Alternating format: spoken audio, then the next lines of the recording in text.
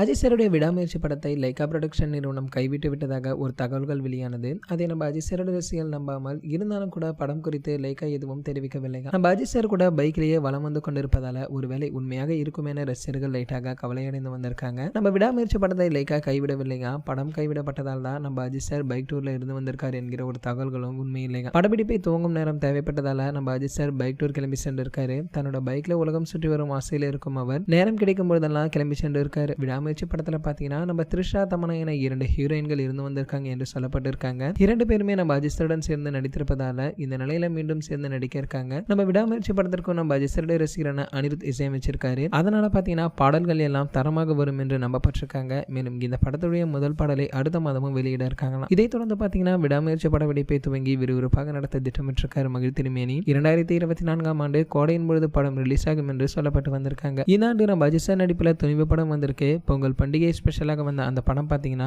அனைத்து தரப்பு ரசிகர்களுக்கு பிடித்திருக்கான். மேலும் பார்த்தீங்கன்னா இந்த தீபாவளி தலை தீபாவளியாக இருக்கும் என ரசிகர்கள் ஆசைப்பட்டிருக்காங்க. ஆனால் அதுவும் நடக்கவில்லைங்க. சரி, ஓகே, இது போன்ற நம்ம அஜய் சார் பற்றி வெளியாகும் அனைத்து செய்திகளை நீங்கள் உடனே தெரிஞ்சுக்க நம்மளுடைய அஜித் 360 நம்ம சேனலை சப்ஸ்கிரைப் பண்ணிக்கோங்க. மேலும் பக்கத்தில் உள்ள பெல் ஐக்கானை கிளிக் பண்ணிட்டீங்கன்னா நீங்கள் நம்ம வீடியோவை மிஸ் பண்ணாமல் பார்க்கலாம்.